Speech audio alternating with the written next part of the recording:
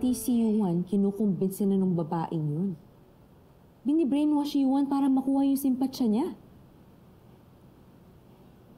Don't worry about Yuan. Hindi madaling magpautuyan kay Ina. Pero, paano pag hindi pa rin tumigil si Ina? I mean, yes, napaalis na siya dito, but how are we so sure na hindi siya gagawa ng paraan para makita si Lola Aurea? Or si Yuan? May point si Amy. Kailangan ni Ina ng distraction para tuluyan na niyang i-divert ang attention niya away from Madame Aurea. Yeah, tita, but how can we do that? Kasi napaalis na siya sa kumpanya, napaalis na rin siya sa bahay, ano kung gagawin natin?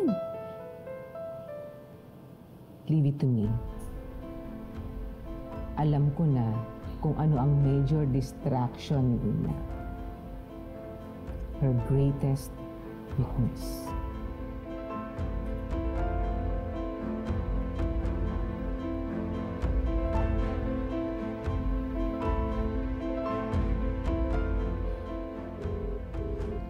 Hello, Charlie.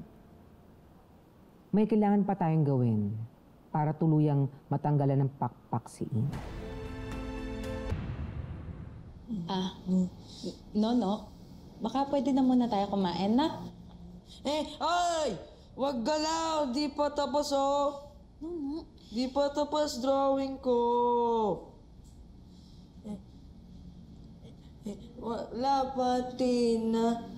Di ba siya punta? May inaasikaso lang si ate mo ha, pero dadaan din yun dito mamaya. Kaya kailangan kumain na muna ikaw. Di pa tapos. Hi, good evening. Hello, good evening. Yes, si Ina ba? May pipirmahan? Hindi, wala. I just want to inform you na may tumawag sa finance office na taga Dela Costa Food Corp.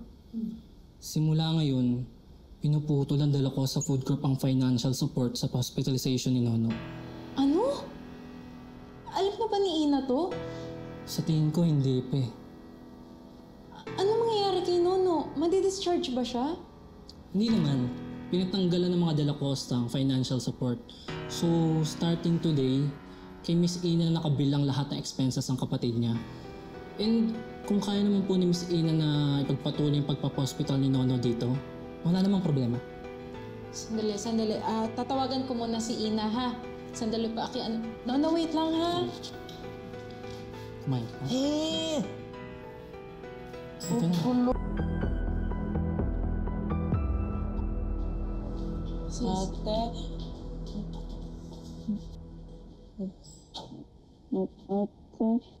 Ate, sabi nila alis daw ako dito. Sis.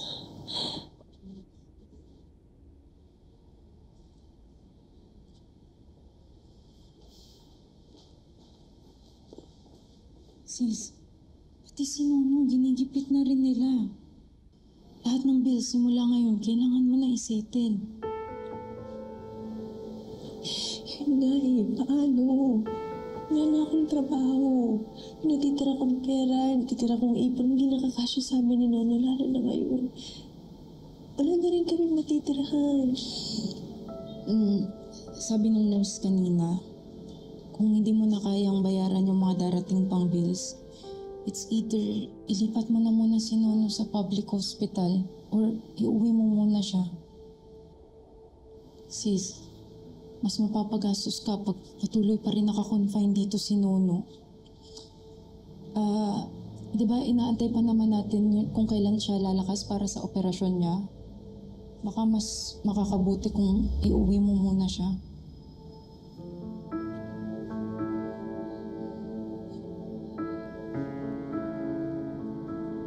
Saan na kami pupunta? Sis, tinatanong pa ba yan? Siyempre sa akin kayo uuwi. Hindi man kita matulungan pagdating sa pera. Pero kaya ko i-offer pa rin yung apartment ko sa inyo. ka ba? Welcome ka palagi ni Nono doon. Ano, alam mo,